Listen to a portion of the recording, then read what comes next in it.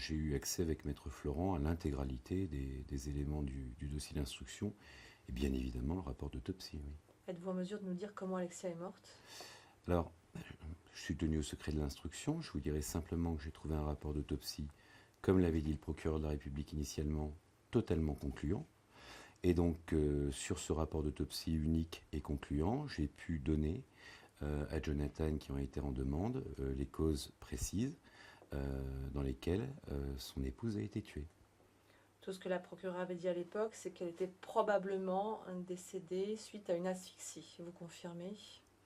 Je dis simplement que le procureur de la République, à l'époque, avait fait des déclarations sérieuses sur un rapport d'autopsie qui me semble clair et que je ne vois pas en l'état ce qui viendrait modifier les conclusions de ce rapport d'autopsie. Alexia a-t-elle été violée?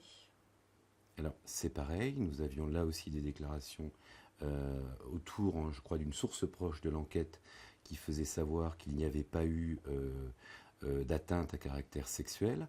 Je ne peux pas vous dire ce que j'ai trouvé dans le dossier, mais toujours est-il que j'ai pu donner des éléments au mari d'Alexia. Voilà, bon, après la source qui avait été citée était une source fiable. L'AFP avait relégué cette information. Je reste tenu au secret de l'instruction, mais je pense qu'il serait peut-être utile que le procureur de la République s'exprime sur cette partie-là. Alors, vous avez eu accès au dossier, aux photos du site. Est-ce qu'il y a des éléments concluants dont vous avez eu connaissance, des indices importants, forts? Alors, c'est pareil, sur les communications, on avait un a priori sur le dossier. Avec Maître Florent, on a consulté l'intégralité du dossier, les photographies, la zone de découverte du corps d'Alexia. Ça confirme les photographies qu'on a vues effectivement prises au moment de la découverte, confirme tout à fait là aussi les déclarations du parquet selon lesquelles on a retrouvé des indices en nombre important.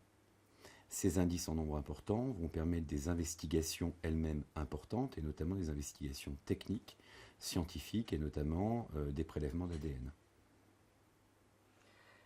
Est-ce qu'on a une idée du moment où elle est morte, la datation de la mort Oui, d'Alexia? on a une idée aujourd'hui assez précise, je trouve même très précise, du moment où Alexia est décédée. Bon, je ne peux pas la révéler, mais en tout cas, on a eu cette information qui est arrivée très récemment au dossier. Vous avez donc mis votre client au courant de tous ces éléments, de l'intégralité des éléments? Alors, il est au courant de tout, y compris de ce que je n'ai pas le droit de vous dire. La question de savoir s'il y a eu des atteintes sexuelles, je lui ai répondu. La question de savoir à quel moment à peu près elle était décédée, je lui ai répondu aussi sur ce point-là. La question de savoir s'il y a eu des coups, pas de coups, je lui ai répondu. Sur tous les points que je ne peux pas développer avec vous, lui a eu, comme ses parents d'ailleurs, l'intégralité des réponses qu'on pouvait leur apporter, qui étaient très satisfaisantes en termes de réponses. Je ne dis pas que humainement parlant pour eux, il y avait une quelconque satisfaction. Parce que j'allais vous demander comment est-ce qu'il a réagi, lui qui a été la cible d'un déchaînement sur les réseaux sociaux par rapport à son implication ou pas dans la disparition et le décès de sa femme. Je dirais que certaines réponses lui ont apporté un léger soulagement. J'utiliserai le terme léger, parce que ça reste un garçon très fragile, très blessé, très meurtri. Je n'irai pas à dire qu'il a eu satisfaction de l'entretien qu'on a pu avoir par rapport à ça. Et ça reste quelqu'un qui est toujours, je trouve, en grande détresse psychologique. Lorsque vous dites qu'il y a des indices concluants qui ouvrent la porte à des investigations techniques poussées, notamment des recherches d'ADN, est-ce qu'on aura une idée assez rapide de la suite? Est-ce qu'il y aura des perquisitions, des gardes à vue? Est-ce que vous maintenez, comme votre confrère, que ce dossier sera dénoué assez rapidement? Par expérience, comme Maître Florent, lorsqu'on a consulté le dossier, on était tous les deux à un moment, et c'est ce qu'on s'est dit avant la fin de décembre, avant les fêtes, à mon sens, à notre sens, on aura la solution de cette affaire. C'est une intime conviction ou c'est une façon de mettre la pression? Alors, c'est pas du tout une façon de mettre. D'abord, c'est un sentiment. Deuxièmement, aucune enquête n'est hermétique. On sait des choses sur les différents intervenants de façon directe ou indirecte. C'est pas que mon sentiment, c'est que effectivement, On sent que l'enquête arrive à son terme et que l'échéance, ce serait plutôt d'ici la fin décembre, en tout cas un petit peu avant les fêtes. Est-ce que les investigations techniques sont terminées ou est-ce qu'elles sont toujours en cours? Alors, nous n'avons plus accès à ces informations-là, puisqu'elles ne sont pas revenues au dossier d'instruction. En principe, la grande partie des investigations techniques a dû revenir au procureur de la République et au service de la section de recherche, notamment pour la plus grosse partie des prélèvements ADN, parce qu'on est dans une enquête criminelle qui nécessite un travail d'urgence. Donc je pense qu'ils ont une grande partie, peut-être l'intégralité, mais ce n'est pas évident, mais ça ne devrait pas tarder, des retours des investigations sur les pièces à conviction et sur les indices, bien évidemment, qu'on a trouvés sur la scène de crime. Alors, ce que vous dites qu'il y a des indices concluants, donc qui vont déboucher sur des examens techniques encore plus poussés, on s'étonne en fait depuis le début de ce dossier à vous entendre, vous et votre collègue, dire qu'il y a des éléments concluants, qu'on va arriver à une fin plutôt rapide par rapport à ce genre de dossier. Pourquoi est-ce qu'il n'y a pas eu encore de perquisition, de garde à vue? Je pense que la section de recherche qui fait un travail en profondeur ne veut pas se tromper. C'est mon sentiment.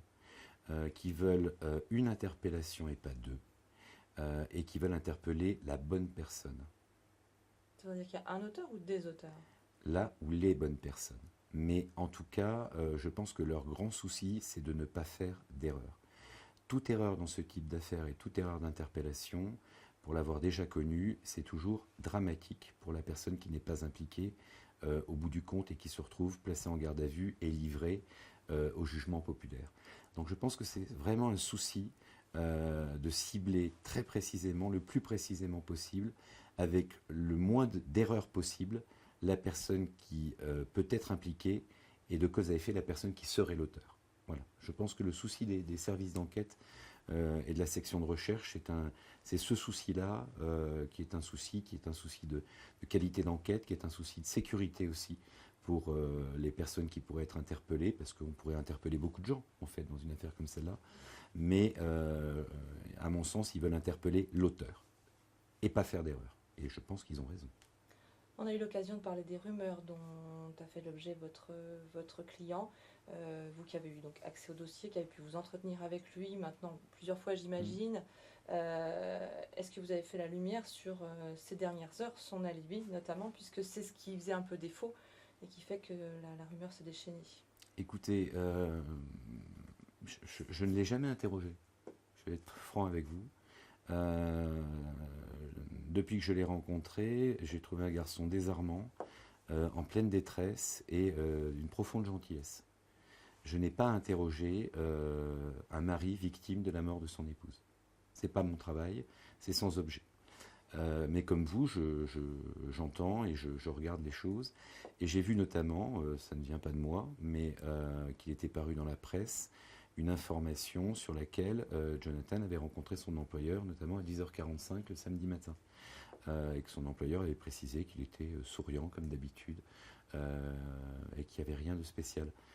Voilà, c'est pas un élément anodin, si vous voulez. Pour moi, qui connais notamment l'heure approximative du décès d'Alexia, ça conforte simplement mon sentiment que ce garçon est une victime dans ce dossier et qu'il est la victime de la mort de son épouse. Est-ce qu'il a eu l'occasion de vous confirmer qu'il a bien vu sa femme partir aux alentours de 9h15, 9h30 ce samedi matin-là?